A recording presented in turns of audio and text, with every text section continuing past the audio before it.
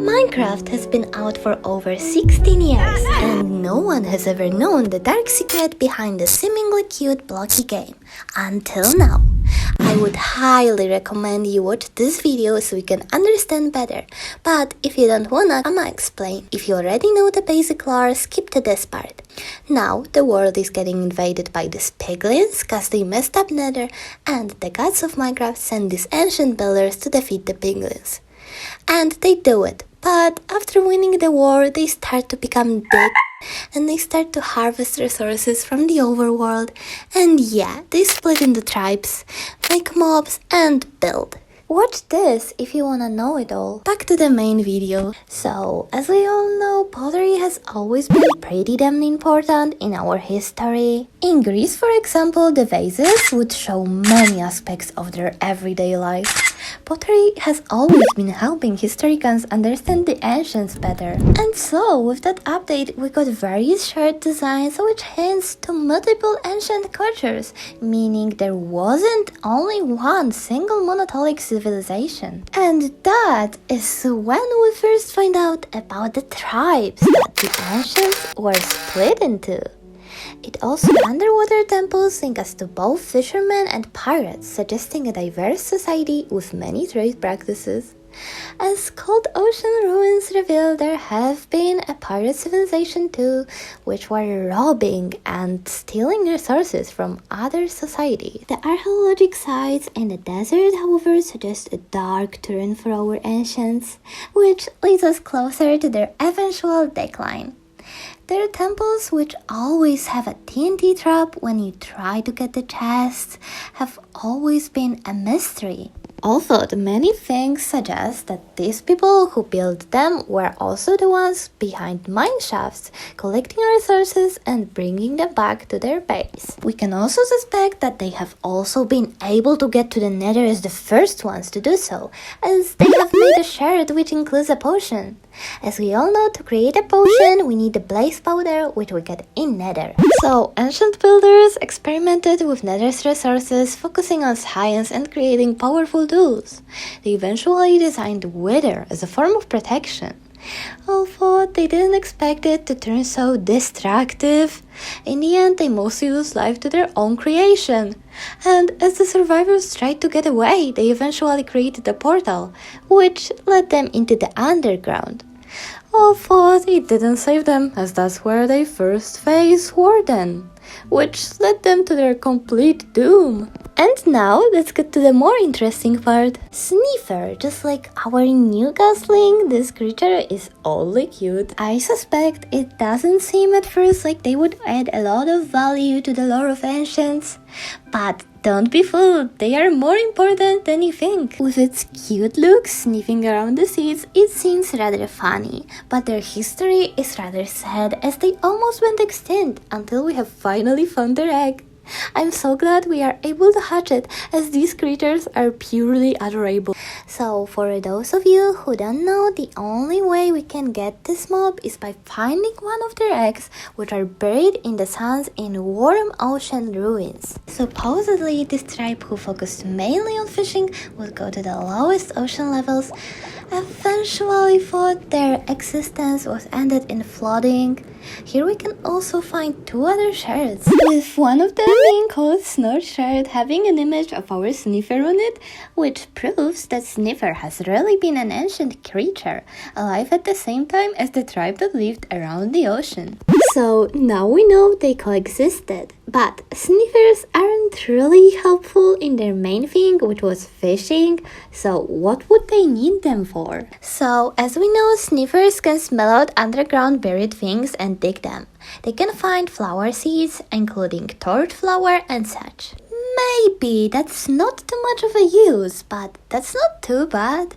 We can use it for dyes and such, although there could be some use of torch flower for the fishermen. You can use it to create a stew which gives you a night vision, which could be very useful in ocean exploration. The suspicious stew we created can also be found on the sunken ships that belong to pirates. Okay, but what about the other flower that we got in the same update back then? Pitcher plant is a plant that actually exists. They can be found in Madagascar, for example, which lines up with Minecraft. Pitcher plant was probably used as a medicine for some urinary infections and diarrhea, while torch flower probably used to treat malaria and such. Another sherd we can find in the ocean is called shelter, and it shows an image of acacia tree, which, as we know, grows in savanna biomes. It could suggest that the fishermen used to live in savanna near the ocean, and that pretty much explains why they lived with sniffers and what sniffers were helping them with. Okay, so now we know why they're found where they are, but what about their origins? So, we all know if we go underground we have a chance of finding fossils, right? There are either skull number 1 to 4 or fossil spine. If you use spine 4 and skull 3, it only looks like a skeleton of a very big sniffer.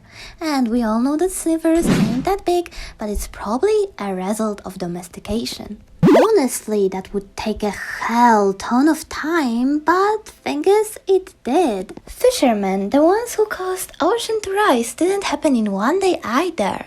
But no one ever said Minecraft ancient builders did it all in one day. Although we can't find their fossils in a warm ocean biome, they can be found in desert, however. Animals often change their colors in evolution to better blend in with their environment. But what biome could fit to sniffers? Surprisingly, best fit is Nether. So Sniffer possibly comes from there. It also fits as normally there aren't any mammals with 6 legs. In Nether, however, mobs are far from normal, and it would be a right fit. What makes it even more believable is the fact that the fossils also generate in Nether, in South Valleys, which actually kinda connects to our cute goslings, as this is where now we can find them too. Honestly, maybe Sniffer has been so far a friend of our little gus. Speaking of which, I suppose the rib cages there might be of Sniffer and not Gus.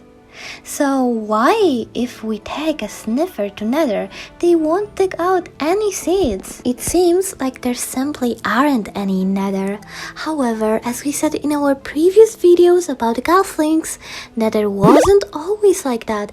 It used to be a cooler place and possibly had water in it.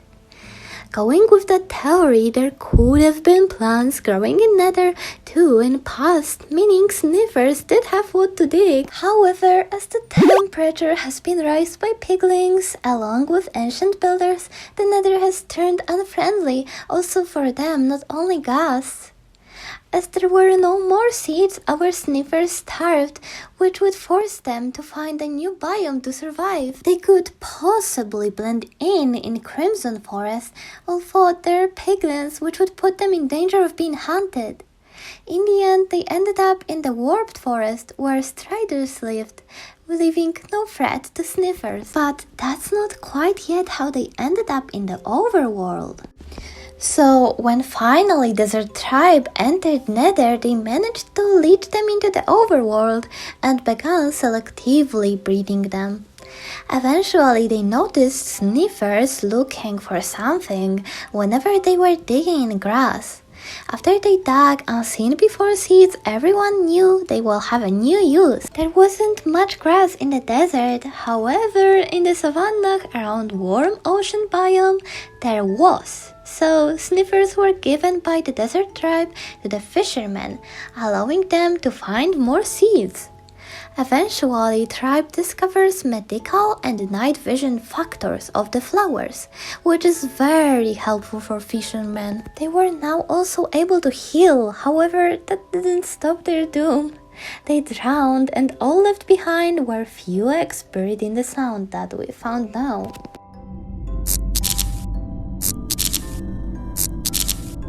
Now, we finally come to the trial chambers. You probably assume that it's a sort of a challenge, but no, at least not exactly. It reveals a lot more to us about lives of a very old civilization.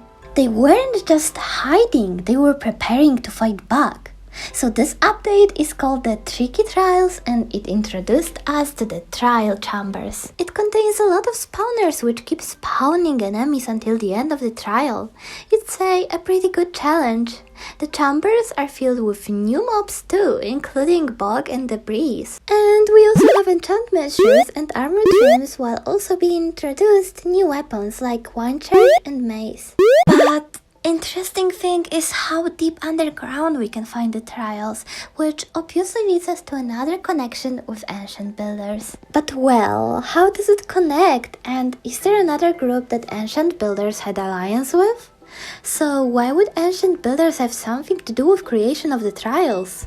So obviously the copper blocks that the trials are built with are tough, but someone had to chisel them, which villagers and illagers have showed they ain't capable of, as they only use simple blocks for their builds. These sort of blocks we can find in jungle pyramids and desert temples, which were doing of ancient builders. We can also find redstone in the trials, which is a material ancient builders experimented with.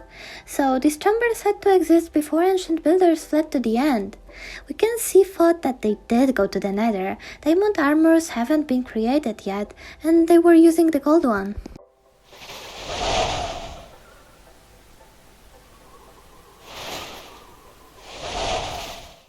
So what is breeze? This mob gives you half heart damage if they hit you directly, although they use wind charge in order to throw you around, also killing you in that way. So, as we know, ancient builders flee to the underground due to the wither creature they created. They attempt to form defense in order to gain more time. Thought breeze wouldn't help them as they are hostile to the player. Breeze doesn't give you more damage even and wouldn't be able to fight the wither. So what was it for? Possibly for army trainings as they all had to practice. What connects wither and breeze is that you can shoot at it with arrows. And so, it would be a good practice. So, chambers were possibly built for practice. Breeze has similar fighting style and causes less distraction. It seems to have been created by the ancient builders just like the wither. And so, even thought it's supposed to be meant for practice, in chambers you find axes, bows and crossbows, and the last one is pretty useless against the breeze.